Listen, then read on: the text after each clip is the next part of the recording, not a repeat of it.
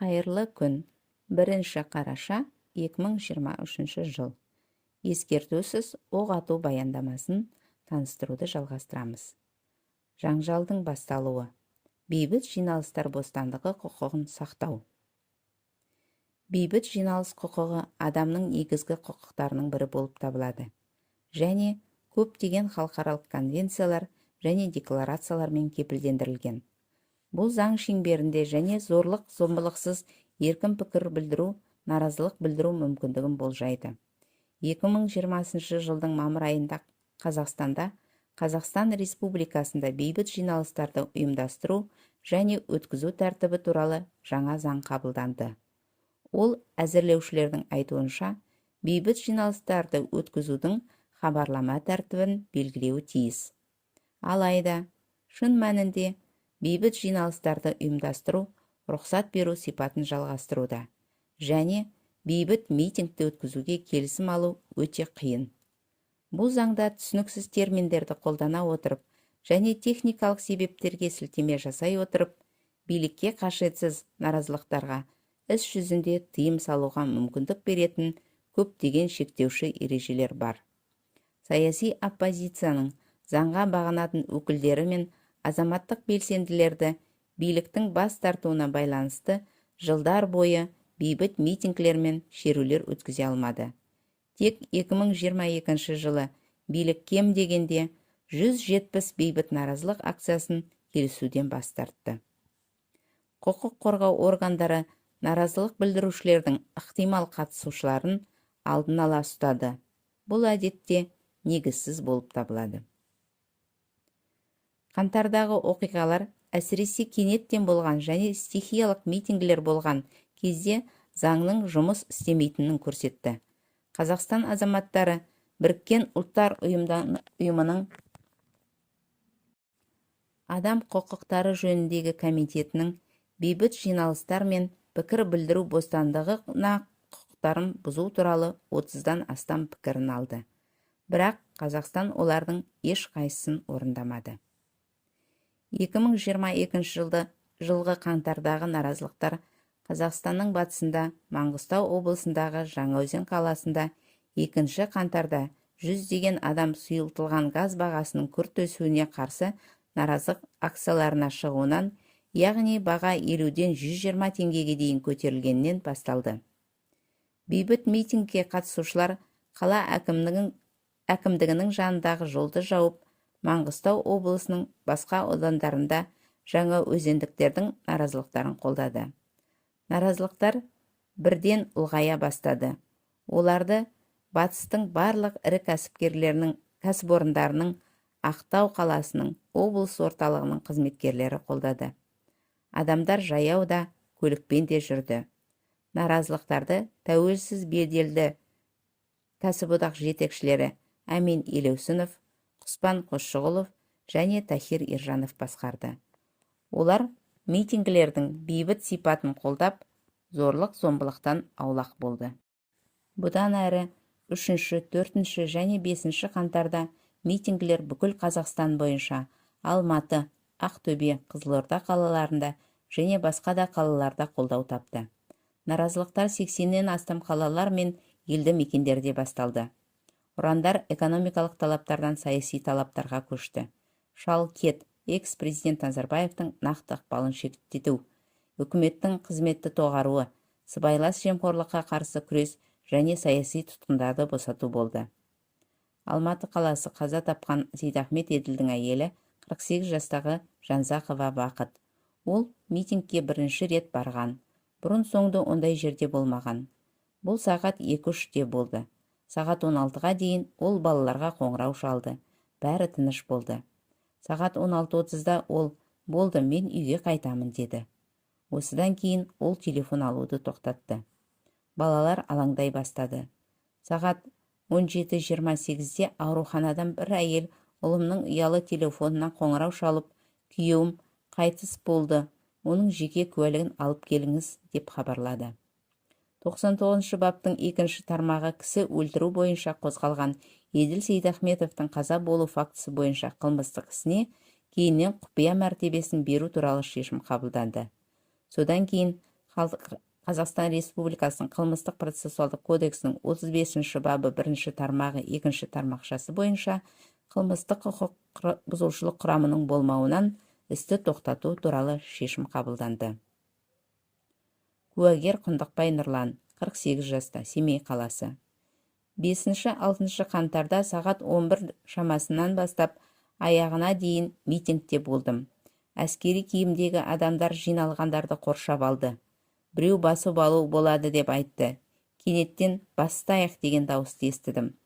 Жақын жерде тұратын өкілді адамдар бірден тез кете бастады. Маған да кетуге тура келді. Мен көпшіліктің қасында тұрып, кету керек екенін айттым. Бірақ әр 3 метр сайын автоматшылар тұрып, ешкімді кіргізбеді. Бірақ мен әкіммен келіссөзге бара жатырмын деген сөздерімнен кейін мені қоршаудан өткізді. Осыдан кейін бірден басып алу басталды. Мен автомат атыстарының кезегін, шу гранаталарының дыбысын естідім. Маған мұны көру өте ауыр болды және қатты жаныма батты. Өйткені алаңда жазықсыз адамдар қалды. Қаңтар қасіреті кезінде пікір білдіру, бірлестіктер мен жиналыстарға қатысу құқығы негізсіз шектелді. Бұл әсіресе Ақтау, Атырау және Орал қалаларының мысалдарында үлкен беделге ие бола отырып, көпшілікті басқара алатын көшбасшының маңызды рөлі айқын көрінді. Сонда билік бейбіт наразылықтарға араласпайды және олар зорлық-зомбылықсыз өтетіндігі осы қалаларда айқын көрінді. Алайда басқа облыс орталықтарында күштік ведомстволар, әскери, полиция және ұлттық гвардия қызметкерлері бейбіт демонстраттарға шамадан тыс күш қолданды. Нәтижесінде көптеген адамдар зардап шегіп өлтірілді. Наразылық акциясына қатысушылардың көпшілігі еріксіз ұсталып азапталды. Наразылық акциялары туралы ақпараттар жарияланған журналистер де қудаланды. Олардың кейбіреулері қамауға алынды. Куәгер Ахмедияров Лұқпан, 47 жаста, журналист, Орал қаласы. 2022 жылдың 3 қаңтарында мен алаңда адамдар бар жоғын білу үшін сағат 15:00-де алаңға бардым.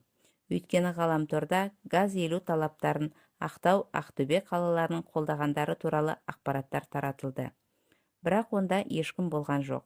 Сағат 23-те маған WhatsApp-қа алаңнан бейне жіберілді. Онда газель көлігінің жүргізушілері сияқты 70-ге жуық адам болды. Олардың жанында полиция қызметкерлері, әкімнің орынбасары, полиция департаменті бастығының орынбасары болды. Мен ешкімнің ұсталмағанына назар аудардым. Олар қазір тарап жатқандарын айтты. Бірақ ертең 4 қаңтарда сағат 12-де қайтадан алаңға шақырды. 4 қаңтар сағат 11:45-те маған адамдар Орал қаласының шетіндегі Дина супермаркетінің алдында жиналатын туралы хабарлады. Орталықтан 8 шақырым қашықтықта. Онда 300-ге жуық адам болды. Шамамен 1,5 сағат митинг өткізіп, адамдарды жинады. Қара балаклавалардағы көптеген жылдам қимылдайтын арнайы жасақ және формадағы полицейлер келді. Содан кейін шеру қала орталығына өтіп, сағат 15:00-ге дейін Назарбаев даңғылына келді. 2000-ға жуық адам наразылық білдірді. Жолда полиция жолды жауып, шеруді 2 рет тоқтатуға тырысты. Бірақ әкім тежеудің қажеті жоқ екенін айтты және шеру одан әрі жалғасты. Сағат 20 шамасында орталық алаңда барлық полиция қызметкерлері бұрылып кетіп қалды. Біреулер киіз үй әкеліп орната бастады. Осы уақытта қала әкімдігі жанынан бетперде мен капюшон киген 25-30 адам пайда болып, әкімдікті басып алуға шақыра бастады. Олар мені таниды және тыңдайды деп, оларды тыныштандыруды сұрады. Алайда мен оларға жақындаған кезде, олар мені танида қоймай, агрессивті әрекет ете бастады. Айқайлады. Бірақ олар ештеңені бұзып қиратпады. Осы уақытта диагональ бойынша қарсы беттен облыс әкімдігінің жанында 30-ға жуық адамнан тұратын басқа бір топ жылдам қимылдайтын арнайы жасақ ұрысқа арандатып, 21 сағаттан кейін қалалық әкімдікке қарай бет алды.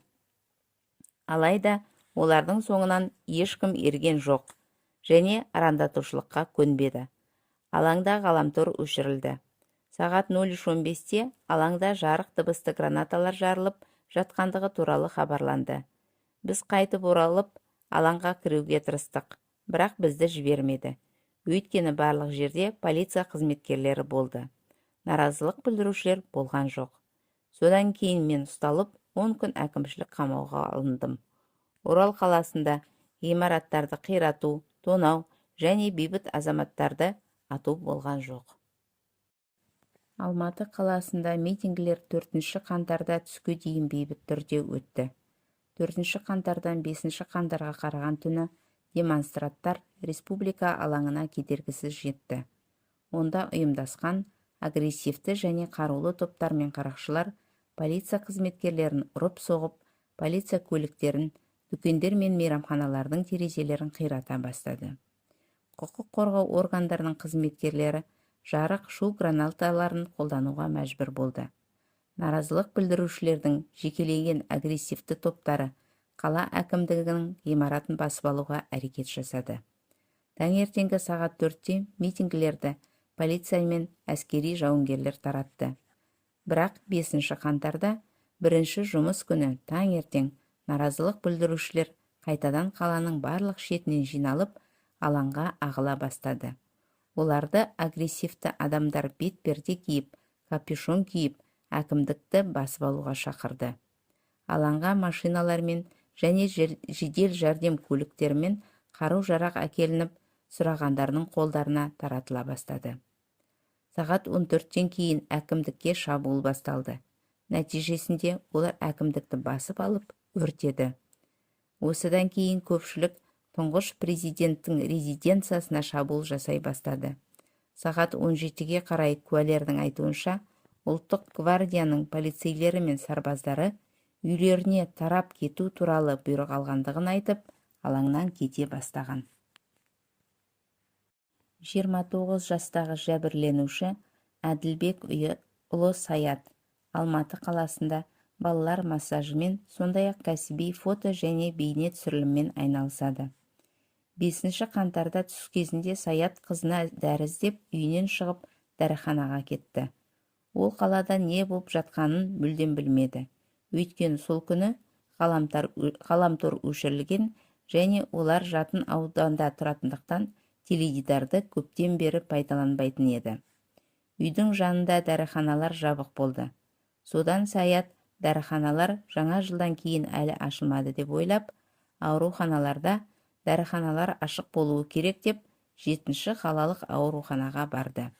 Бірақ олар да жабық болды. Ол сол жерде Ташкент және Әшімов көшелеріндегі жолдарды топтасқан адамдар жауып тастағанын көрді.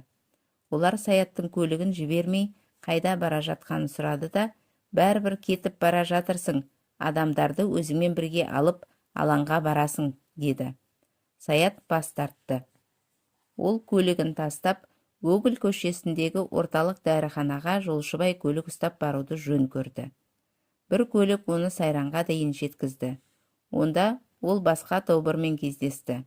Олар барлық өтіп бара жатқан адамдарды ұрып-соғып, оларды алаңға баруға мәжбүрлеп жатқанын, өте агрессивті адамдардың өлж жеткізуші жігітті ұрып-соғып жатқанын көрді.